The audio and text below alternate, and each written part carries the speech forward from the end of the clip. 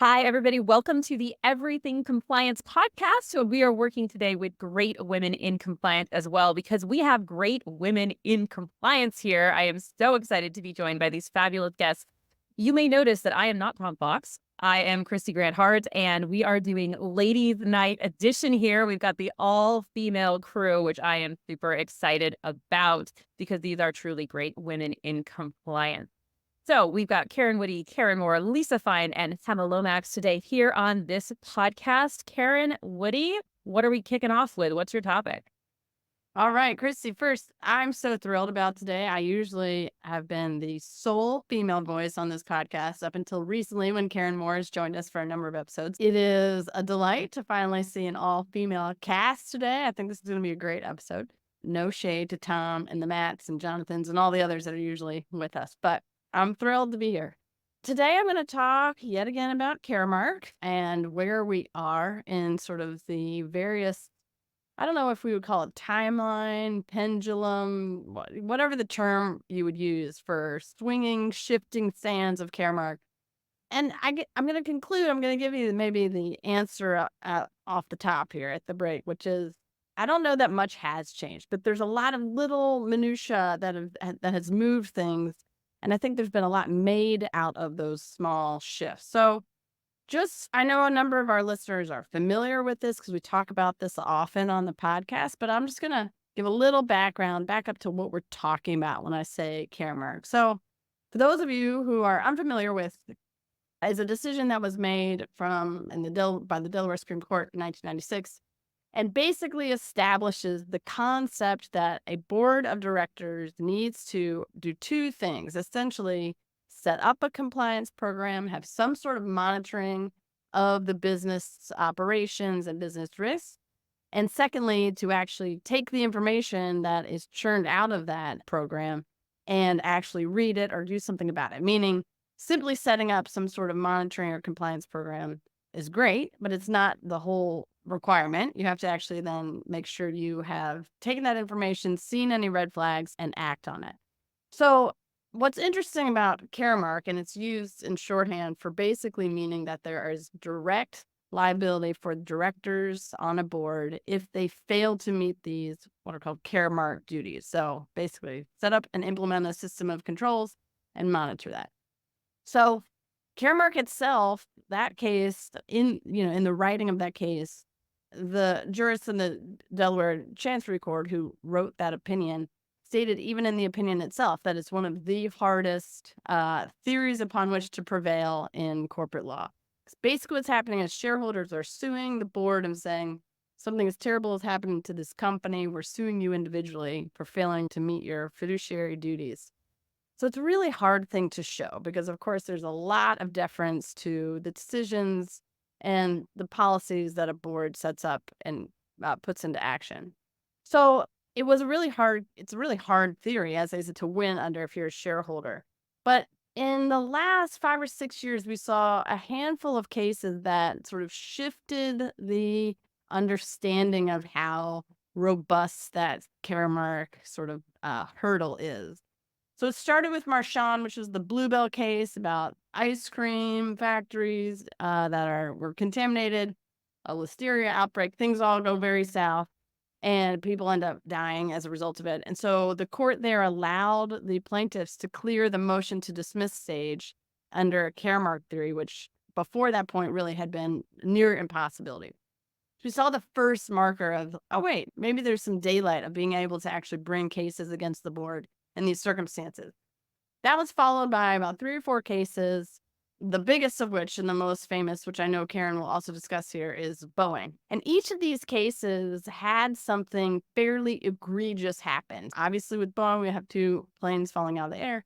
The other cases all had to do with pharmaceuticals, drugs, things like that, things where the facts were really terrible. So the facts, I think, drove some of the law on this because there were such egregious things that had happened.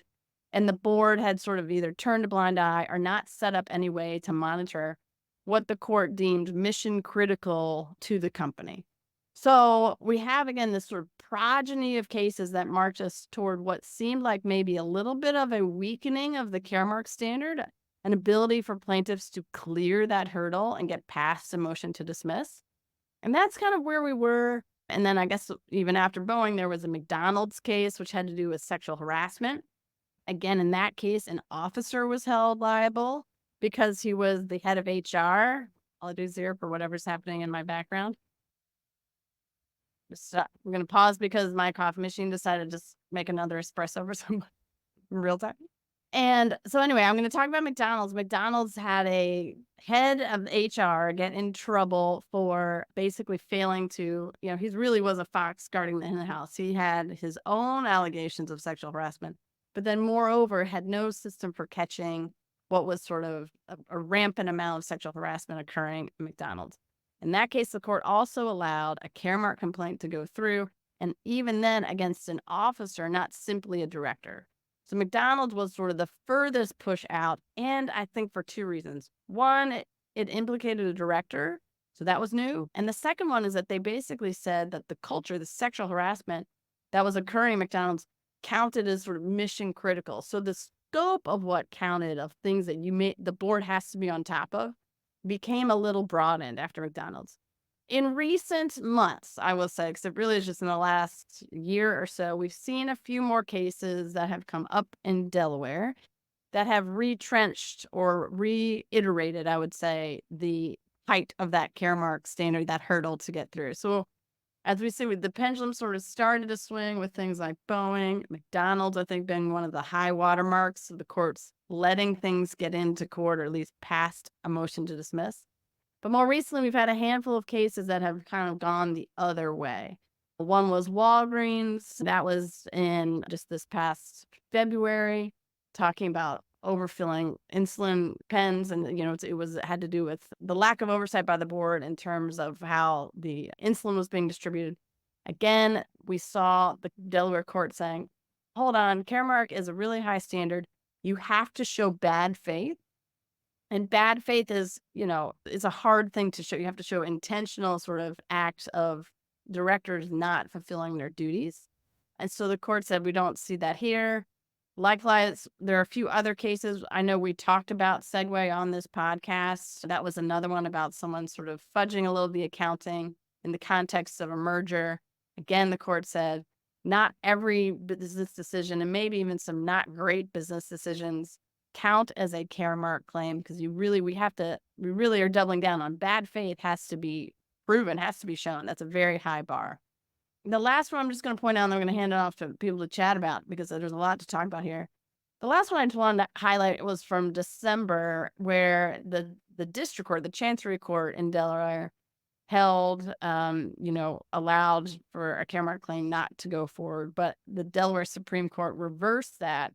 And that was in the AmerisourceBergen case. That had to do, again, with the opioid crisis and the company's role in the distribution of opioids. And there, the court said, hang on, there might have been enough. We're going to actually, reverse the lower court's dismissal. And so there was a little bit of daylight again by the plaintiffs in this case to say, wait a minute, there might still be enough to get in the door, pass the motion to dismiss on a Caremark claim when we have sufficient evidence. So that was the only sort of, hint back toward the Boeing McDonald's sort of stripe of cases. So where does that leave us? As I said at the top, maybe not in any necessarily different place. Caremark is still a really high bar for plaintiffs to win on to get past a motion to dismiss. But, I do think the scope of what the board is charged with, making sure they are aware of what counts as mission critical. We've already seen that expand, certainly to things like cyber. McDonald's even was sexual harassment type policies. So I think there are still more avenues maybe to try to attack a Caremark or to bring a Caremark claim, but you still have to have enough evidence to get in the door. So are we in a different place? I'm not totally sure. I'd be curious to know what this panel thinks about that. Well, certainly I think that McDonald's changed the game and made it much more visceral for people because at the very least it's relatable. It's a bit like Bluebell where you say, hey, yes, getting listeria and ice cream and killing people is definitely something we want to hold people accountable for, even if it's, they knew or should have known type things. So Karen Moore, what do you think about this?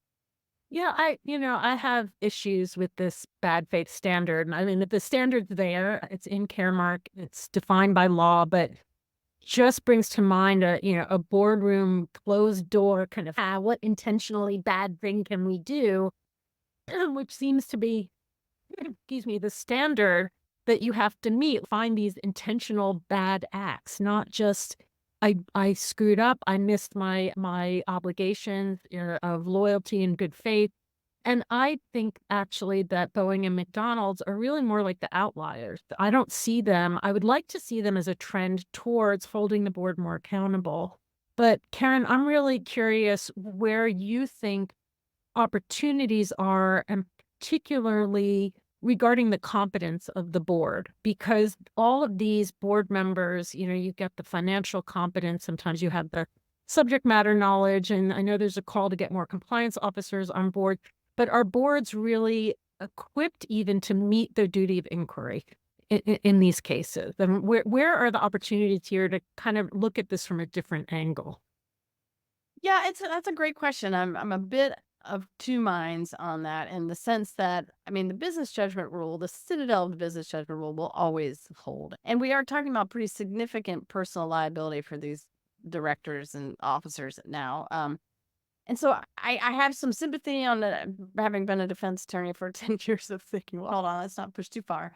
However, I take your point of I what is required is, I think, a little an opposite to what directors think they're doing when they get on a board, in that they are supposed to question management. In fact, almost every one of these cases, at least in the sort of Marchand to Boeing and McDonald's, one of the reasons the court allowed the motion to dismiss to be denied was this blind deference to management, just taking everything they gave the board at face value, not pushing, not inquiring.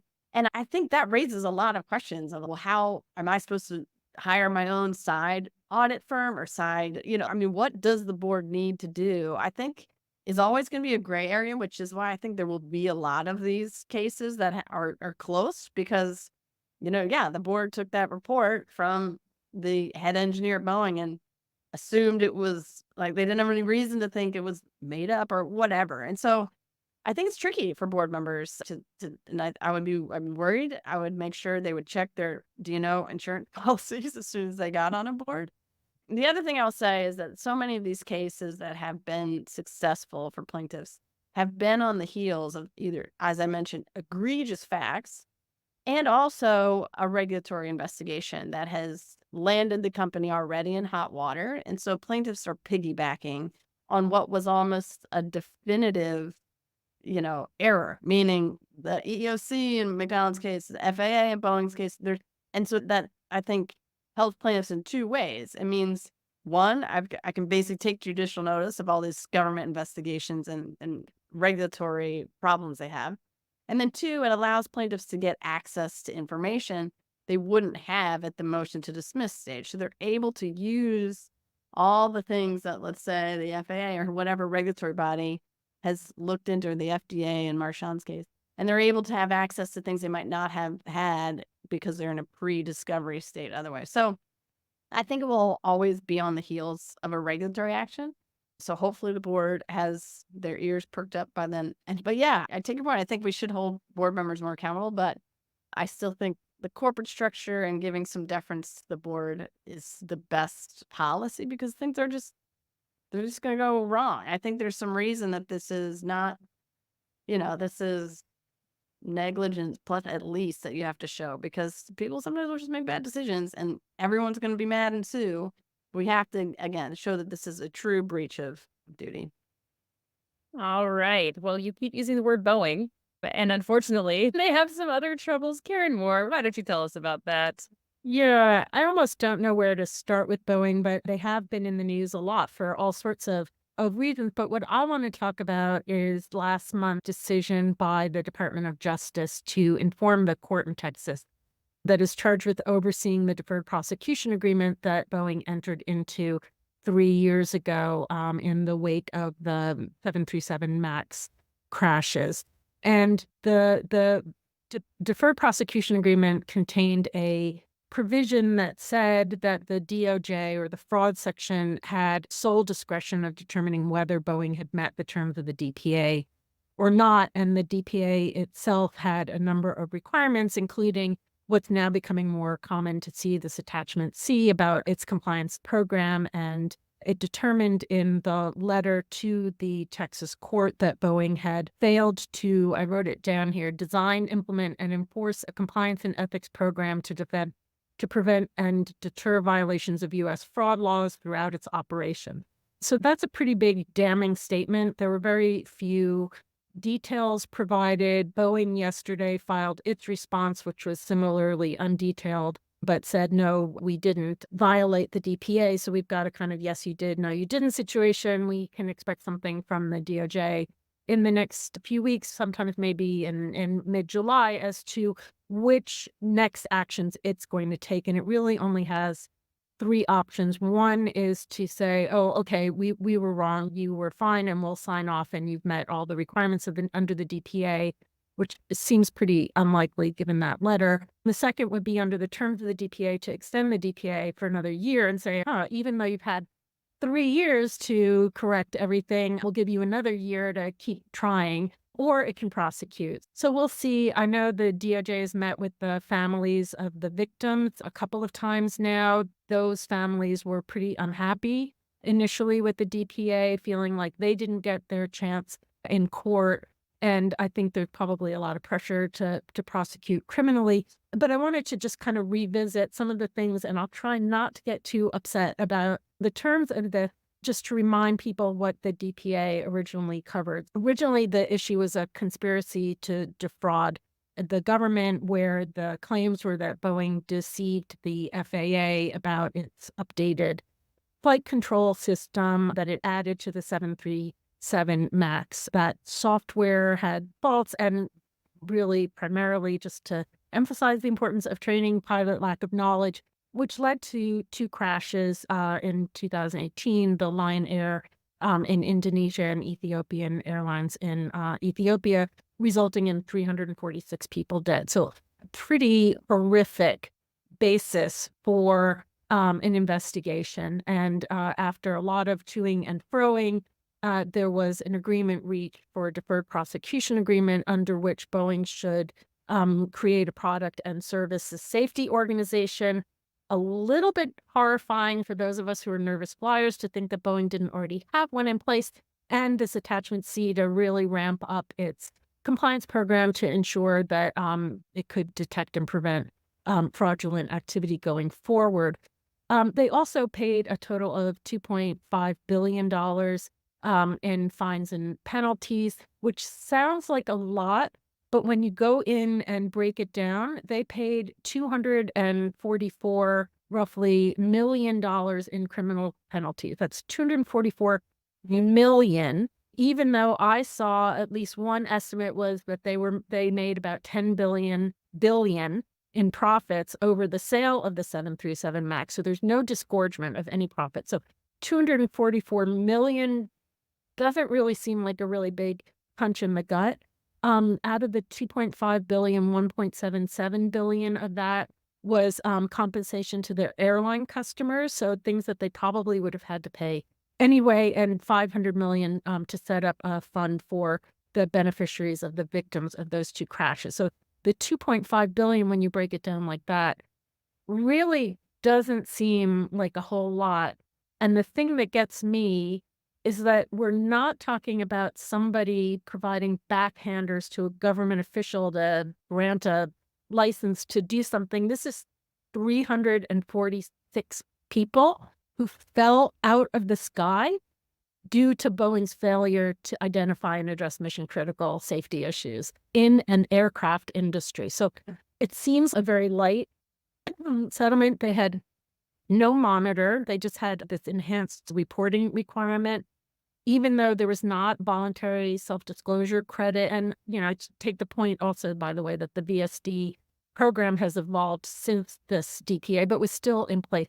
They didn't get the voluntary self-disclosure credit, but they did get partial cooperation credit, although DOJ noted that the cooperation was slow and frustrating. And it was all about remediations. We've got no disgorgement, no monitor, pretty light, I think, even with 2.5 billion sounding high on the failures. And it seems like they've now failed to do what they were supposed to do with 3 years. And, we're all compliant professionals here. I think 3 years can go by pretty quickly, but when you're under this kind of pressure, I don't know. I have a lot of issues here. I'm really curious to see where the DOJ decides to go. The other thing that upsets me especially is that no executives were prosecuted. And despite a lot of talk and rhetoric coming out of the DOJ that we're going to be holding individuals accountable, the only individual that was attempted to be held accountable was a kind of mid to senior level executive, the chief technical pilot. He was actually acquitted. The board did fire the CEO at the time with a $62 million payout. Very nice. The CEO that succeeded him then eventually resigned with a $33 million exit package.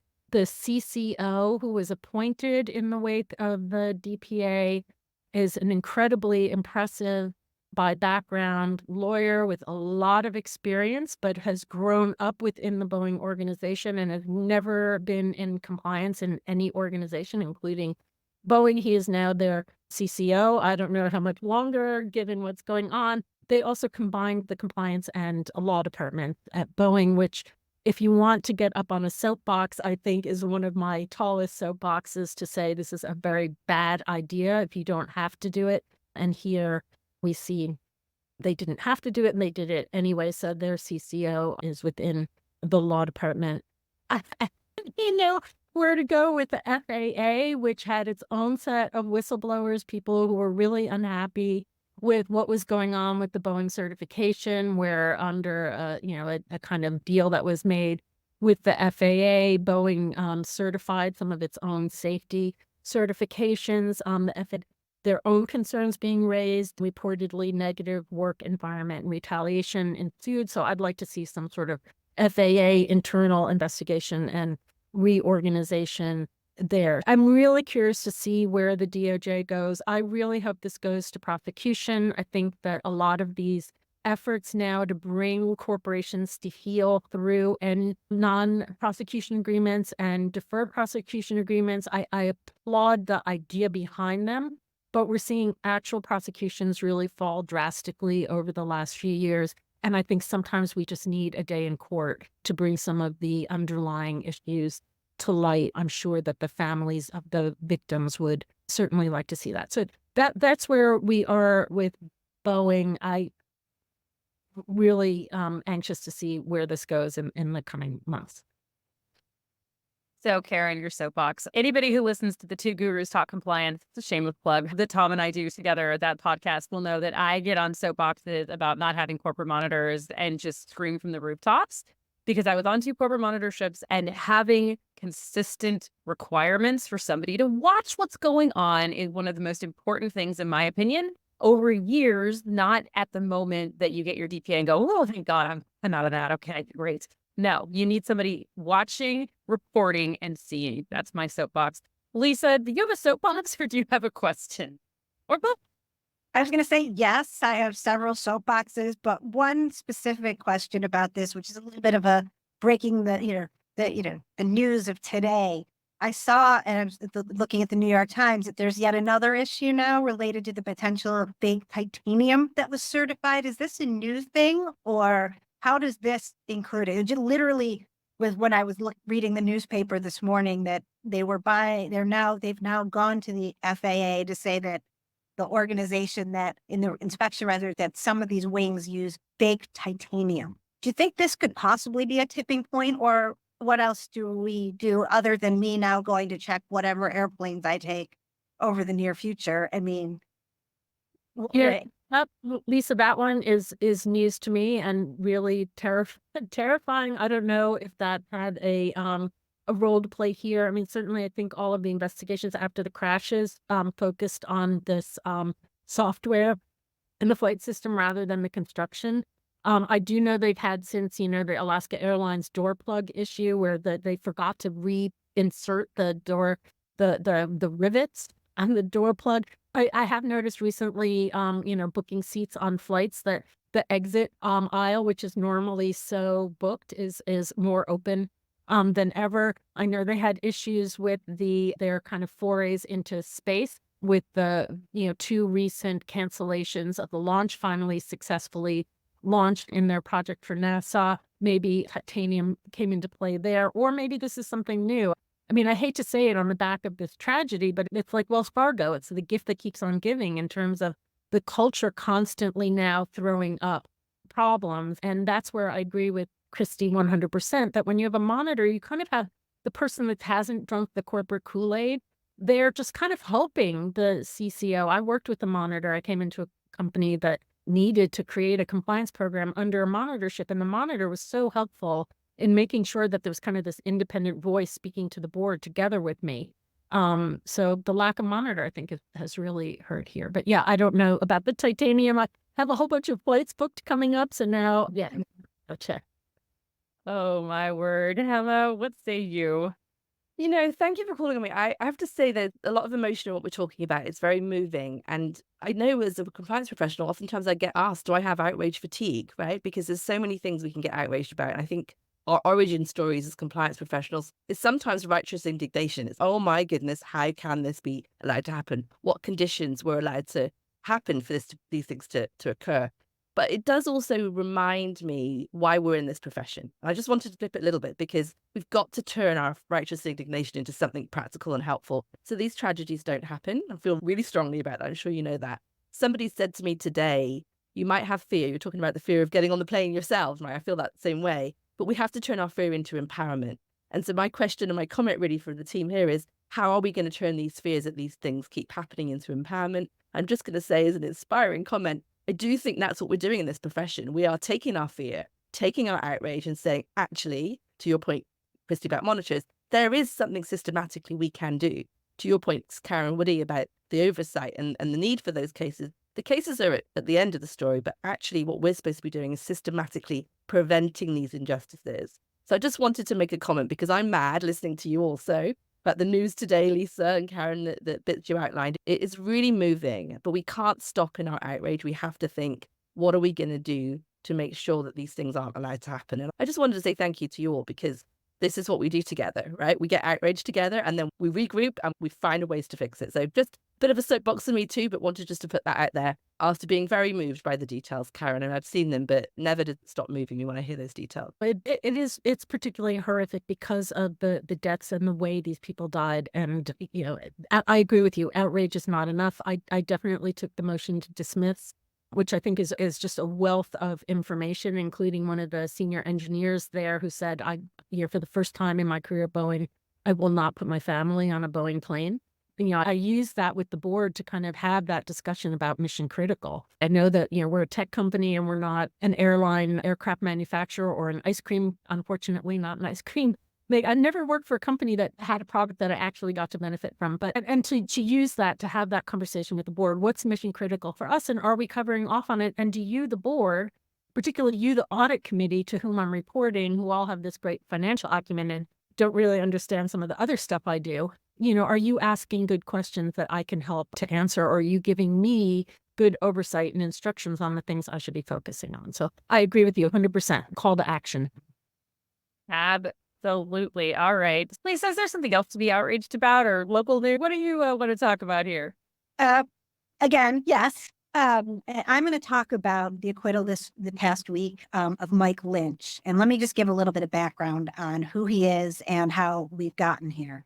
In August, is a while ago, in August 2011, HP acquired Autonomy, and it turned out to immediately be a bad deal. I don't fully understand the technology of Autonomy, but it looks like from looking at this, neither did HP, who acquired it, or pretty much anyone. 5 weeks later, the CEO of HP was fired. Mike Lynch was working there. November 2012, so a little over a year later, the value was written down by $8.8 billion. And part of this was that at a lower standard, Mike Lynch, who was the CEO and the head of Autonomy, was a lot of litigation, a lot happens over those 10 years. He loses at a trial in the UK for giving fraudulent, inaccurate information. He lost a trial there. It's a lower standard, admittedly, to what was in the US and in San Francisco. And the US spent about a year trying to expedite him. He fought it. Finally, he loses. He gets to the US. He had house arrest for a year.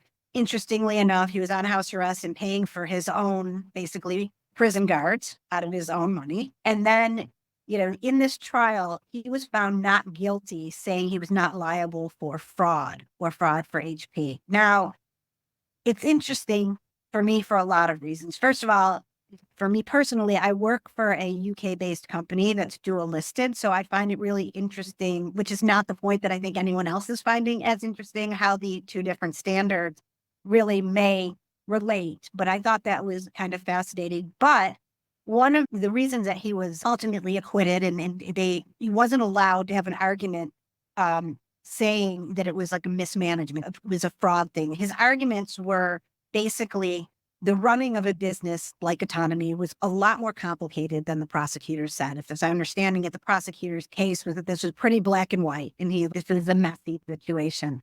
The second one is that, he was not fairly portrayed in all of this. And, of course, coming out with all of those things, family guy, good person, trying to do the right thing. And then the third part, and the part that I want to focus on, is basically, HP, it's your fault. You didn't do enough due diligence. You didn't do what you were supposed to.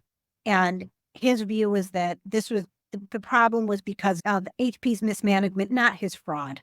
That was, what, he wasn't able to bring in. But after that, those two things that HP wanted to go so quickly, they sealed the deal.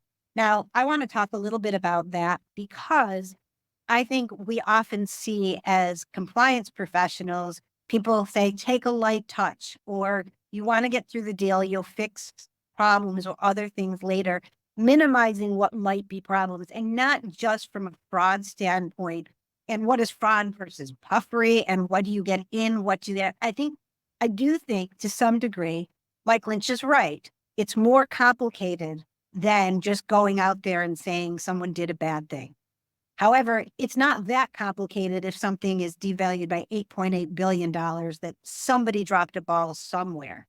And I'm outraged, but I'm also outraged by the larger process of let's just go in there, figure out what we need to solve some problems later. And I don't know whether or not some of the new rule, the harbor, if you go and figure out that things were mismanaged by the Department of Justice, is that going to go in and solve that problem? Can you go in for that, even with this, this is the reason that you have the DOJ, the whistleblower, the policy too. But would it really do anything here? And would you have been able to fix it in 6 months? And who dropped the ball to me, having not watched all of this? It's not entirely clear, but I don't find that Mike Lynch would be not liable at all for any of this, because this is a massive gap.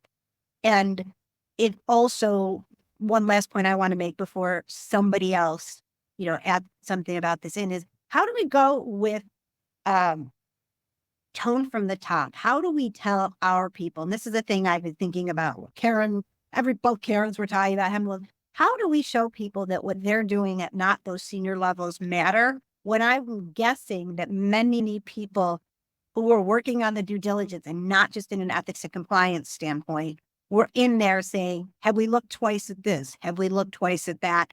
And other people said, this is amazing, this guy. And they called him the UK's Bill Gates.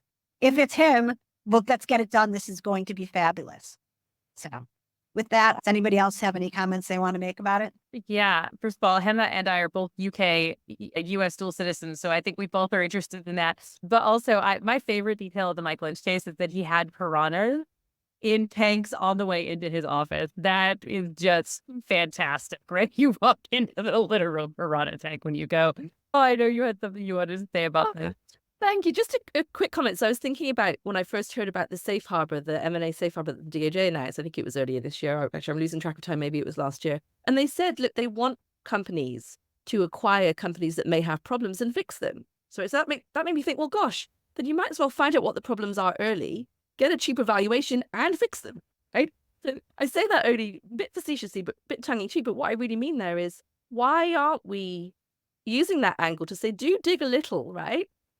Do dig a little, learn a little bit, You'll pay less probably because you found the problems and you'll be able to create the solutions. I'm very solution oriented. I try to be call to action. The call to action is we don't want to dissuade companies from acquiring companies that might have had problems. We want companies to think about how they can leverage their corporate culture and their corporate compliance function to fix it too. And so knowledge is power. Once you've got that, don't fear it. Turn that fear into empowerment, back to the point I made earlier, and actually think about how you can lean in. I think the DOJ would love to see that story, that you found a problem and you've got a plan to fix it and you've disclosed it.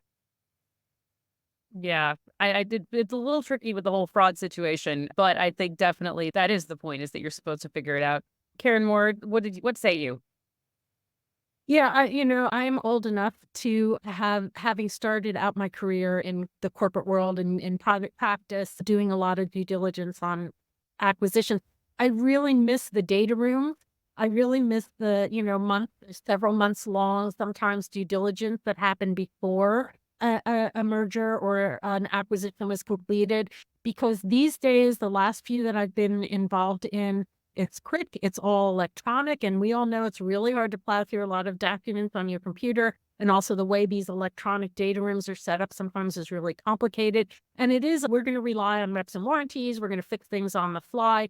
So I kind of miss that slow get to know the key members and measure them up and get that kind of non-documentary feel for the culture of the company that we're acquiring. That's one. Two is I cheered when the DOJ announced this safe harbor, because I felt like at least it gave compliance officers more of a voice to say, instead of dumping the kind of, hey, we acquired this company on your desk, can you please roll out compliance?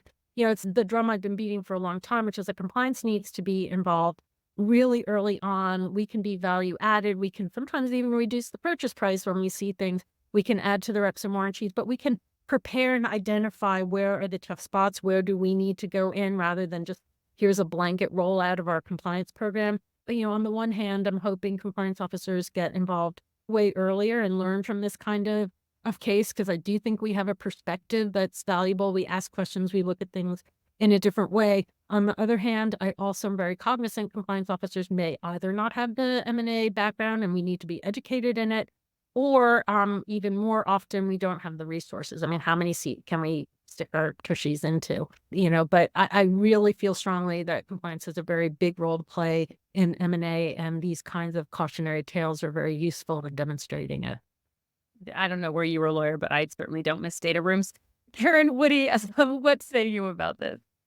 Well, it's just a question for Lisa and for the group, I guess, because I hadn't followed the Mike Lynch story quite as carefully as maybe others had. And so I was curious where the SEC was on this, or even maybe if they couldn't even get a 10b-5 from the civil side out of this, at least books and records or some sort of internal controls on this. How is there not some other sort of snowball effect of this on the SEC? That's a great question that I'll have to take a little more of a look into, because it never seemed to come up in any of the research I was doing. I think in some ways, perhaps it also was looked back at that the UK was doing their due diligence. I'm not sure, but I think it's great because I like getting to see you all. Now I have something I'm curious about. I did read about the piranha tank, but now I'm going to read about the piranha and the SEC. Oh my God, what a great line. All right. Thank you, Lisa. I think that may be our topic, right? The piranha and the piranha tank. I don't think you were outraged anymore, Hemma, with your topic. I don't think this is an outrage topic, but maybe it is. Maybe bad training is just bad training and you're outraged about it. What do you want to talk about? Watch me. I can get outraged about anything. Watch me. I'm about to get outraged about training and maybe outrage you again. So listen, yes, effective compliance training is what I wanted to close us out with. And I think, Karen Moore, you quoted the words, Boeing needed to design and implement and enforce an effective compliance program. And of course, effective compliance training is clearly one of the obvious tools in our armory to do so as compliance professionals. But yeah, I have employees that are outraged by the training. As cool as it is, as funky as I make my training, as minimal as I make it, I have employees that are outraged. So I want to talk a little bit in the time we've got in what's the goal, how should we do it, and why? And you can guarantee I'm going to get to the outrage when we get to the why. So let's start with the easy part. What's the goal? I had an employee, a justifiably frustrated employee, recently come to me and say, don't mean to be insolent, but what is the purpose of this training? I think that was a fair question. I actually asked it in a very open forum. And I thought, you know what, I'm going to sit down with this person and I'm going to speak to them and I'm going to get to what they think the goals of the training should be, because I know my answers are not going to be satisfactory. I spent a moment with them and I realized that the goals of most of my employees were to hack the training to get through it quickly. They were really mad that we weren't letting them forward through the videos. I might have been talking about the regulatory goals and how I want to show that I've got an effective program. But again, the word effective pops up. Well, how am I showing it's effective just because I have it? So the completion rates themselves, even if I get 100%, don't necessarily tell anyone whether it's effective. And the time spent don't really, per employee, also useless. And again, if it's the same training you're giving to 6,000, I was 6,000 at Zendesk, maybe 300,000 at my former employees, how is that effective? So my answer was the goal was to get relevant learning and engagement on topics that were relevant to the employees. That was my answer. And then, of course, that went to the how. How could I do that better? And so a lot of thinking has been gone into this. There's lots of ways and methods of how to make sure the training is effective by way of relevant to the actual users. And we think about tailor making it, doing it in different languages, making it different by function or by geographics. But really, if we're trying to do it at scale, we're going to have to think about more ways, making the training actually relevant. And what I realized was what's most important is the specific journey the specific employee is on. They really don't want to hear about the case law and what's happening at Boeing or Caremark, or they don't want to hear any of that. They want to hear about what they need to do in their day job. And so it came to this idea of crowdsourcing risk intelligence. What I realized was what was needed from us was a lot of humility. And instead of delivering training, we were delivering environments that would facilitate and be conducive to learning and engagement on the specific tasks in hand. Now that sounds like a lot, Hemma, come on. All the tasks that all your employees do on any one day, how are you going to do that? So we had to look for ways and methods to crowdsource the risk intelligence and coach each other with that risk intelligence. So peer coaching in the space of crowdsourcing risk intelligence. I'm not here to tell you there's only one way to make it effective. That's one train of thought that we started on because I sat with a couple of employees that really challenged me on what's the goal and how could we do this differently to actually achieve the goal. That employee, I will share with you, said to me, the goal would be really for me, Hemma, that we want to do your training. We actually want to, and we look forward to it. And I thought to myself, that seems like a tall ask for compliance training. I mean, even I yawn and I want to skip through.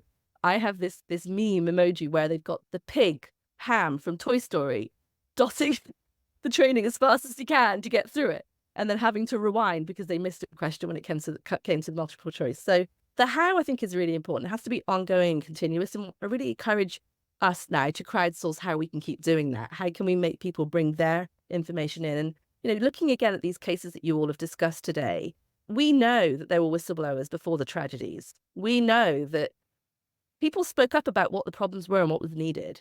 And that risk intelligence just didn't make it into the training at scale. It didn't make it into the places it needed to be so that everyone could learn from it.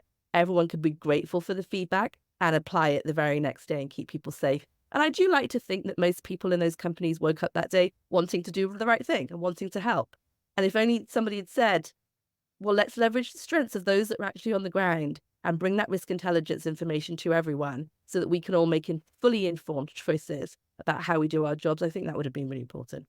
And then that goes to the why. This is where we get back to the topic that's been the topic of the day, which is why would we need effective compliance training? Well, let me frame my answers on this or my comments on this in the way that we framed it today. We talked about board and officer liabilities. Let's talk about that for a second. Why would we want to make sure we had effective training for the board and now because of McDonald's, the C-suite, the officers? It shouldn't really just be to keep them out of orange jumpsuits or keep them out of jail. We've talked about, mass food poisoning with ice cream. We've talked about people falling out of the air.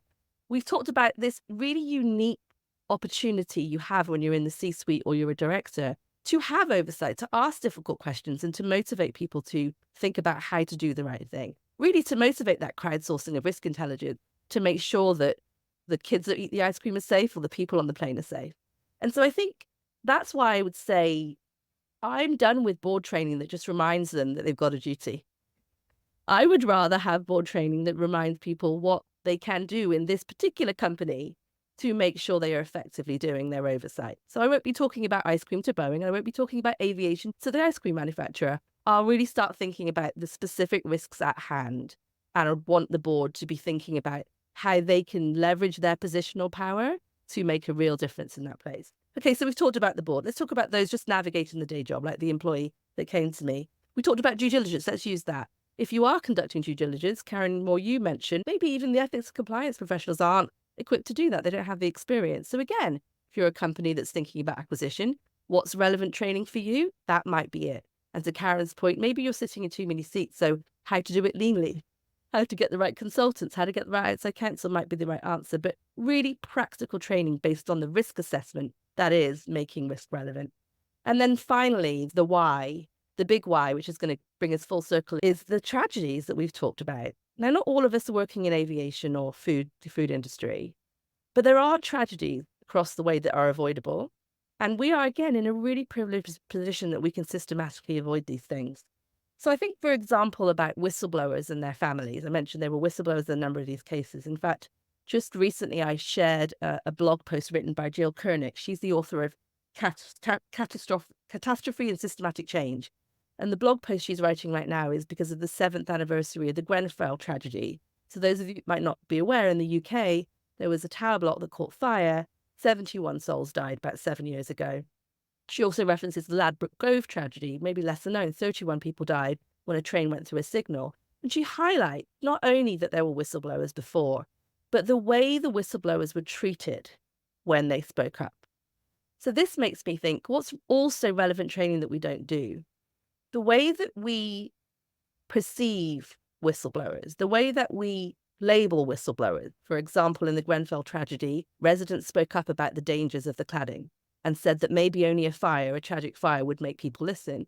And they were labeled, according to Jill, as vocal, aggressive, rebels. And that labeling meant that they weren't really listened to. They weren't used, crowdsourcing risk intelligence or for training for peers or for the local government or the local councils. They were just silent. We know, for example, there's tragedies in terms of the whistleblowers for the Boeing activity that you described, Karen. There was suicide. There's obviously mental health issues for those that do speak up. And so it's all, I had another person said to me recently, one of the places we need to do effective training are for those people like the G&A functions, the HR, the ER, the lawyers that are the first responders to the people that speak up. And maybe they need effective training to make sure that the whistleblowers aren't labeled in that way. So I just wanted to take this opportunity to say, look, there's lots of whys. I know compliance training seems like a nice add-on at the end, but we need to get it right for these reasons, and we need to make it relevant and make sure we're talking about the right things. Because mental health is important, and we can inadvertently, this is the problem, if we don't crowdsource risk intelligence about doing the right thing, we can inadvertently be part of the pack that does the wrong thing. And boy, you've shown us some examples today, ladies, about how clear hindsight is. How obvious it is in hindsight how many things could have been done. But we don't want to be looking at these tragedies from this angle. And I'd love to be able to say that compliance professionals are helping, as a service, people we work with and the people we serve, prevent many tragedies that we'll never know what we prevented because the planes flew when we got there and the ice cream was eaten. And that's what again, very moving. It's outrage, but we've got to think about the call to action, which is effective training. It does feel like that Toy Story meme, but really it's so much more important to get the right training, the right engagement, and let's even not call it training, let's call it learning, the right learning and engagement into the right hands, and don't ignore the voices of those that you're trying to train, because they actually have more information than you could imagine about what's actually relevant on the day. So that's my call. Checkbox training maybe needs to be done, but please don't do that. Don't use those precious training hours on just that. If you've got an opportunity to crowdsource risk intelligence, and there are ways of doing that. I say Waze. I actually love talking about the app, WAZE, Waze, because Waze crowdsources risk intelligence for your everyday journey in the US. You can take a journey, put it into Waze, and it will tell you what roadblocks are in the way, what traffic's in the way, what speed cameras are in the way. Why can't we leverage technology to do something very similar when it comes to training in the corporate environment? So I know I've talked a lot, but here we are. That's my soapbox of the day. Thanks for the time to give it. Lisa? Just a quick point. I think everything that you say, I agree with. I think we have to stop using the word training and stop thinking of it in block. And I think one of the best ways to do that, everything we do is an interaction that can be a training or a reminder. And I think there are certain obligations. And I just always want to keep in mind that giving people the space to talk or to think about something and then, explaining where you are that in a way is building culture and lessons and training that is not so much any of the things that we're talking about traditionally. We could talk about this for weeks, but I think one of the biggest things I think about now is what's going to be effective with different people. I mean, with the exception of the person once who told me he didn't like online training. I explained he took the online training. He said it doesn't help because I just click through it. And he claimed he never knew about something. And then I asked, and he said, I'd really like in-person training. I said, that's great because you were at that training. And he's like, I don't pay attention in person. And I'll never forget. I said in my crowdsourcing, I said, could you please explain to me what is effective? He said, like what we're doing right now. And I said, we have 20,000 employees. There's one me. And he understood. But what I'm saying is, how can we bring some of that energy into different things? And I guess I think about that a lot when I think about the trainings. With that, I'm going to hop right off and someone else, but I do have some strong thoughts on. Yep. All right, Karen Moore. Yeah, Hemma, I love so many of the things that you said, and I think we could do a whole session on training. And I love the idea of crowdsourcing. I love the ways analogy. I'm going to use that. I do think that your culture really makes a big difference as to how people respect you and trust you to get them the information that they need to do their jobs better. Wells Fargo, like Boeing, the gift that keeps on giving, just fired a bunch of employees because they found a way to manipulate the screen. So work from home, it looked like they were hitting keystrokes when they were, I don't know, doing their laundry or off in the pool. So for falsifying that, people will find a way not to do the things that they don't feel are valuable to them. And if you're delivering training that is not equipping people to do something different after the training than they were doing it before the training, you've probably failed. So I would love to continue that conversation because I think there are all sorts of ways, only restricted by, time and budget. Yeah. I mean, yes. Everybody here is, yes, I had so much to say about this. And maybe, Thon, we can do a sub-series on training, great women in compliance talking about training. All right. So we're going to get to the fan favorite, crowd favorite, everybody's favorite, which is the rant and raid section. Karen, Woody, do you have a rant or do you have a rave? I have a rave shout out. I actually have two, and they are not at all academic or heady. So the first is this coming weekend is the College World Series in my alma mater, and I live in Charlottesville. So UVA, where I went to school, also is going to be in the College World Series. So shout out to my hometown team. Second shout out I have is to Tom Fox for letting this happen. I know my foray into podcasting or having any exposure to this is all due to him. And I love that he is always willing to share the microphone and to expose more people to this and get more people involved. So I give him a shout out. All right. I think that is a group shout out. Thank you so much to Tom Fox and his Compliance Podcast Network. Karen Moore, are you ranting or are you raving? Ooh, I'm actually extending sympathies, and this is going to build on something that Hemma mentioned, and that sympathies to the family of John Barnett, who was a manager at Boeing, who died by suicide a couple weeks ago in the middle of a lot of testimonies, not related to the 737 MAX, but to the 787 Dreamliners, kind of another Boeing plane to put on your list of things to write about. He, claimed that they valued speed over safety in its production. He raised issues a lot of times and was ignored. He had a long career at Boeing and should have been a credible voice. He was suing for harassment, loss of pay, emotional distress, and I think he just couldn't take it anymore. And for me, this underlines exactly what Hemma said, is that mental health in investigations for the whistleblowers, but also for the investigators, for the subjects of the investigation, for the witnesses, everyone surrounding an investigation has got to be more of a priority. In my last job, we incorporated references to the employee assistance program into all of our interviews, in our closing remarks to people that we were interviewing, so that they were aware that they had somebody to reach out to. Psychological safety is not just a watchword. It's something we all need to pay more attention to. Okay. So I'm hoping everybody else is something a little more. All right. This is shifting the energy a little bit and certainly acknowledging, Karen, what you said. Lisa, are we ranting or are we raving? We are going to rave, and I'm copying Karen with one short one, so two raves. One is because we're this weekend copying you on that. It is also Father's Day for those of us, for the dads, for the people who have acted as dads, who've taken on the responsibilities of it. We appreciate all of the parents out there and those who, help out as parents in every day. I wanted to say that first to change the energy a little. And the second thing is the person I want to thank is Kyle Brasseur. And I don't know if I pronounced his last name right exactly, but he is about to be leaving Compliance Week. And I wanted to just throw out a thank you to him as his tenure ends. He's been there during, taken over with a lot of different challenges and opportunities, and has always really tried to advocate for doing the right thing and for the ethics and compliance community and for those of us who've been involved as a whole. So I wanted to just say, rave and thank him for his service and help and wish him luck and bon voyage on his endeavors. All righty. Excellent. Yes, we all love Kyle. Hemma, what are you ranting or are you raving? There is no more room for ranting today. It has to be raving. So let's close out with a couple of raves. The first rave is because I am a virgin when it comes to everything compliance. I want to say thank you so much for having us here. This is a wonderful format, a lovely group of ladies to talk to this morning. So thank you. I really am grateful for what we do for each other in this community. And thank you for all being part of the Great Women in Compliance community. I'm happy now to be part of the Everything Compliance community. So first rave is to all of you. Keep doing what you're doing. You are the heroes, as I said, and you can make a big difference. And then the other rave is an odd one, but I was thinking fondly about the community in the previous places I've worked. And many of you may know I've worked at Disney. And so I've thinking about Disney. I've got young kids and really communications that are effective.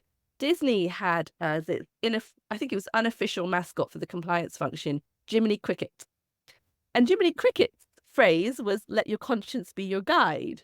But what I didn't realize until this week when I was showing that to my children was the song is Whistle While You Work. So hilarious. And I didn't realize that until this week. So that was another rave. I was like, how clever are the Imagineers at Disney? We should all continue to use our imaginations when it comes to motivating people to do the right thing. And I just loved that not only was it let your conscience be your guide, but also Whistle While You Work. So with that, I'll leave you with my fun rave, I should say. That's brilliant. Well, my rave is actually last night I went to an event in Los Angeles for Rachel Rodgers, who wrote a book that is called We Should All Be Millionaires. And her new book is $1 Million Action. And what it's about is really how women in particular and women of color should get more political power and be more successful both in business and in entrepreneurship. And there was a group of 400 women around me all taking action to have that happen. And I just thought, what a fantastic life and community that we have, both in the compliance world, but also in the greater women's world. And I thought that was so powerful. So shout out to Rachel Rodgers, who I love. Go read your book. And I'm going to tag her in this so she knows that I said something fabulous about her. Thank you, everybody. Thank you, Karen. Thank you, Karen. Thank you, Lisa. Thank you, Hemma, for the fabulousness that is this women's edition of Everything Compliance and the crossover with Great Women in Compliance. We will see you on the next one. Take care.